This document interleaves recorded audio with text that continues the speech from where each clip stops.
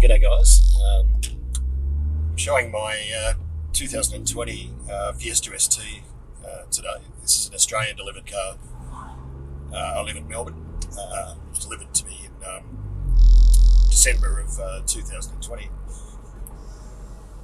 I just want to explain why this car is a little bit of a different proposition, a bit more of a unique proposition in Australia than it is elsewhere, such as in Europe or UK, etc.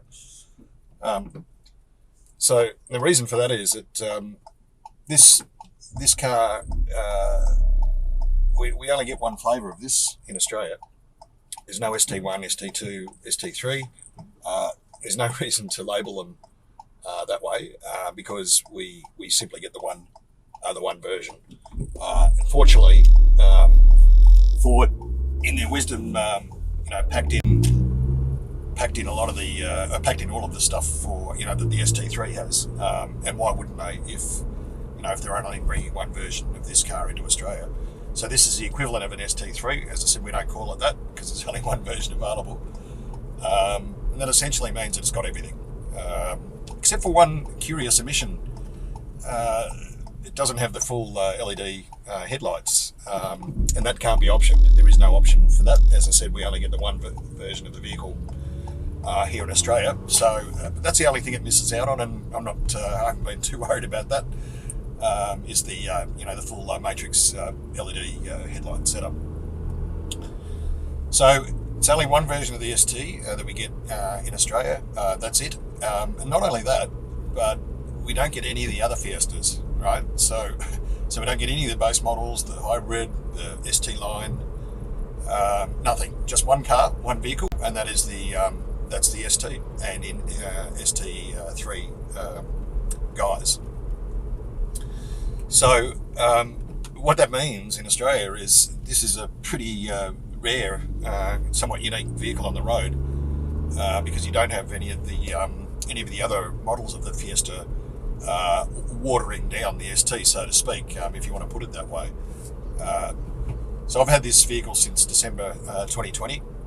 I've done just over 16,500 Ks on it now, and in that time, 10 months or so, I think I've barely caught a glimpse of one other on the road, same colour as mine, just saw it passing by.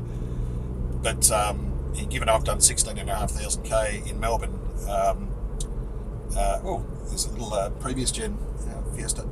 But given that I've done 16,500 K since December and just barely seen a glimpse of one, that probably gives you a reasonably good idea of how rare these are on the roads.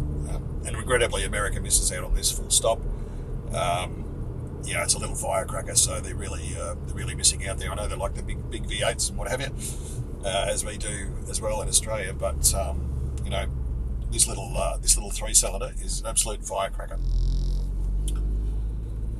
So just a bit of an idea, excuse me, just a bit of an idea as to what I've done with the car in that time since I got it in October. I've put on a Mountune silicon air intake pipe. Not very serious, pretty small addition. But also a Mountune aluminium throttle body elbow. You can tell the difference between the plastic OEM part. It's kind of got baffles in it. So there's no question that the silicon, the aluminium replacement provides for greater airflow. There's no question about that at all. So there's the silicon air intake pipe, the Mountune aluminium throttle body elbow. I've also got a quick shifter or short shifter on this, which reduces the gear action by either 15 or 20%, your choice. In my case, I chose 20%, and it's working just beautifully. Also, I fitted a rear engine torque mount. That's a Revo version 2 rear engine torque mount, and that makes a lot of difference. Sure, you get some increased in-cabin vibration noise, of course you do. That's expected, and that's the trade-off. that's the trade-off you get. But on the plus side, what you get is a much more focused car. The original rear engine mount is quite soft and pliable. It's made that way for comfort rather than performance. So when you replace that out with something a bit tougher, you do get increased levels of noise and vibration in the cabin. But on the plus side, what you also get is way less axle tramp in the wet. So this car is a bit notorious for that. In an unmodified version, if you go to Florida in the wet, given its front-wheel drive, it does have traction control, of course, ESC, etc. But if you try and take off in the wet, you're going to go bang, bang, bang, bang, bang, bang, bang, bang. It's quite unpleasant. But the rear engine torque mount takes care of that scenario. And that's far less, it's far less prevalent after the torque mount is fitted. And not only that, it feels more put together in the dry as well, more connected. There's less flex between the body and the chassis and the engine, the body and the engine.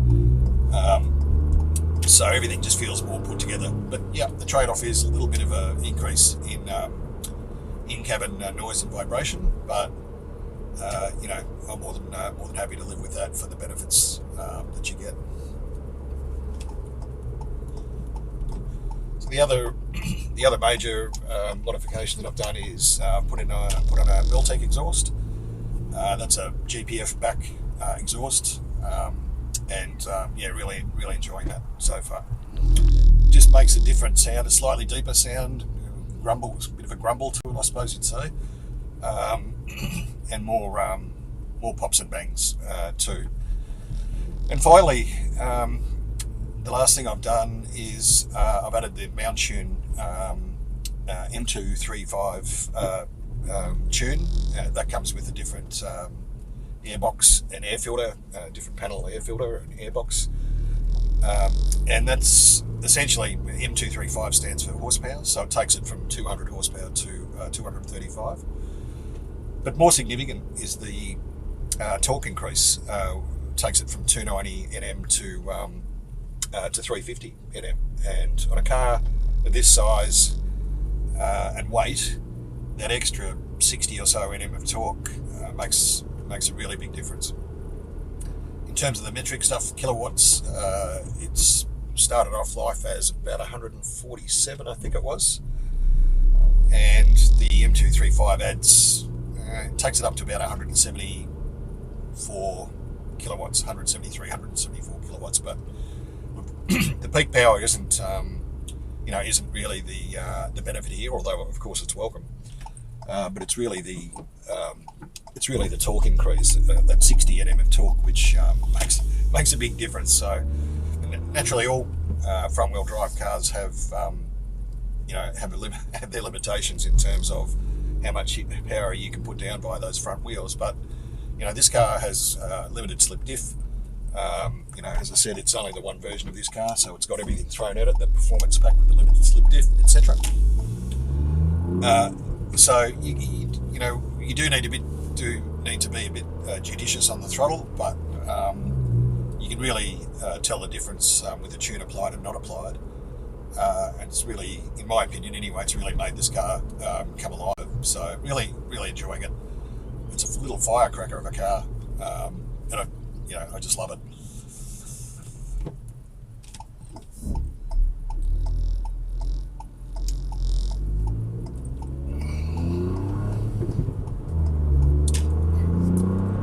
So as I mentioned, in Australia we only get one model of this car, and so you really only get two options to choose from. That's colour, of course, and I've chosen the Ford Performance Blue, and I just love that colour. It's my first blue car, my first new car actually. And that Ford Performance Blue, it's got quite a bit of depth to it and sparkle, and particularly in the sunshine when the sun's out. So it's just a lovely colour. So there's only the two options: the paint colour and whether you get a sunroof or not. And in my case, I elected for the sunroof, panoramic sunroof, and haven't regretted that for an instant. hopefully, in Australia we get some pretty good weather, even if it's Melbourne that I'm living in, and so I get the opportunity to to use the sunroof quite a bit, and really enjoying it. I think it's money well spent, personally. So they're the only two options that you can choose from the factory, but I elected to do a couple of small cosmetic things as well. So I've put on the carbon fibre-esque ST gear knob, little billiard ball Ford ST gear knob, which is great, love it. I also got the front windows tinted. The back windows come with privacy glass. But I also elected to get the front two windows tinted, and then I've got Ford to factory fit, or not factory fit, but to fit aftermarket fit a dash cam for me, a Garmin dash cam, which is great. I love that little thing. It works perfectly. So the other point about this being the only model that you can get in Australia, it is a four-door, right? So I know that's a little bit controversial.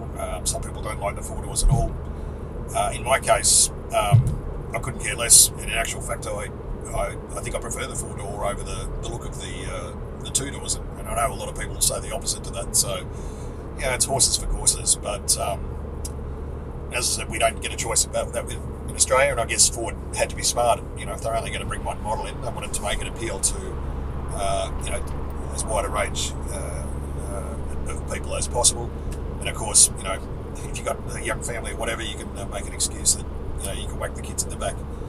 But let's not get away from the fact that the back is not all that comfortable a place to be.